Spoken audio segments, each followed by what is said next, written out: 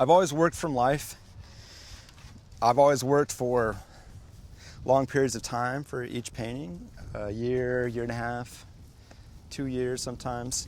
But this painting kind of grew out of this weird experience I had for this show that I had about a year and a half ago. All my paintings that I was working on, I kept adding pieces to it. It's kind of dumb because I'm getting older and I'm still carrying around these 4x5 pieces of wood in my car, out of my car, setting up on easels out in the middle of LA somewhere. I start initially with just a rectangle, and then I at times I find myself needing more space. I can break down 16 feet of painting and then drive it wherever, do whatever I want with it.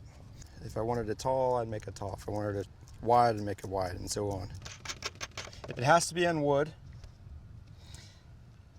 Otherwise, it won't take the abuse moving back and forth, driving through the city and so forth. The handling, the dropping, all of that, the cumulative damage.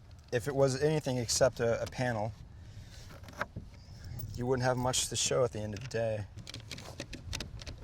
I typically look at the wind report. If it's 12 miles or over, you just go home.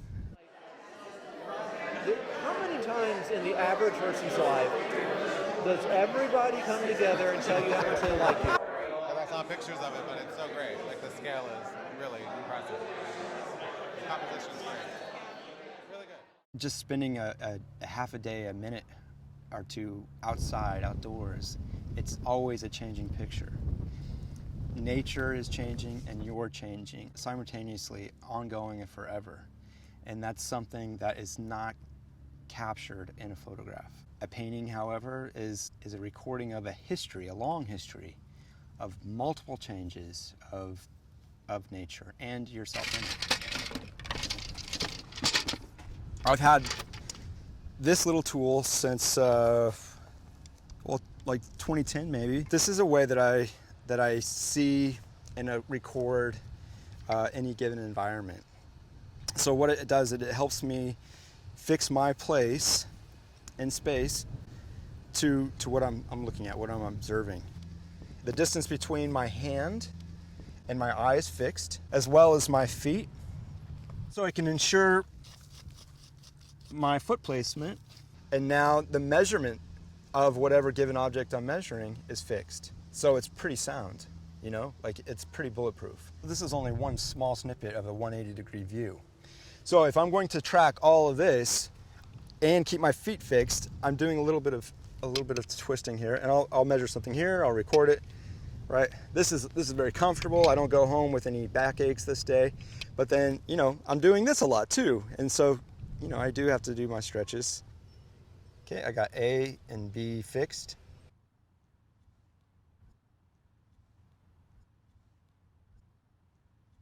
In one sense, it's very observational, right? The drawing, using this system, I kind of have everything mapped out. I have it all just where it ought to be. You might ask yourself, well, this doesn't look like the environment I'm standing in, or it doesn't look like what you tried to achieve up here.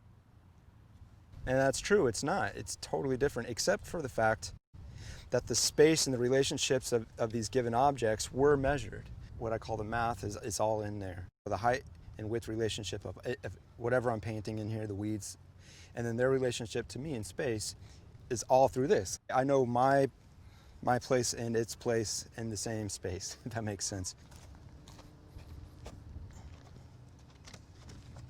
The history of the painting comes, one, from just actually adding physical layers of material, redrawing, changing things out. There's like this physical sense of change that you're recording with the paint, just because it's time, you know?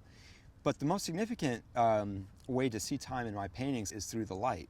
If I'm in one spot for a year or so, the light's changing yearly, of course, and one area will be from months earlier, and the area that I'm working on towards the end of the painting is, you know, maybe it's a year past or so, and the shadows are completely different.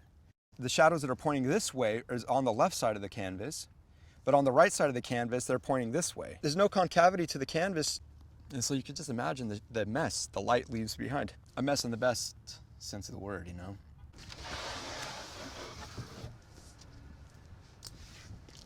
I used to pride myself on working on paintings from A to Z, from observation. This is it, exactly how I see it, and it's going to take X amount of time, and I'm going to get it done. And what you see is my experience. It's like looking through my eyeballs. But I always felt that there's some sort of barrier or something to prevent the person from feeling the place. That's so important, is how a person feels towards a particular picture, an environment. And so how do you get a feeling across? You know, what tools does an artist have? You have color, you have shape, you have material, paint, you know, texture, light. These are the things you have to work with. So my goal for this last year and a half is to not just give you what I see, but give you how I see it, what I feel when I do see it. So I take the painting home now, and I hang this thing up on the wall, and I just paint how I feel. So color, shape, light, whatever it feels like. All right. If I can make my painting give you a sense of reflection of how you feel, how anybody feels when they're outside, that's important.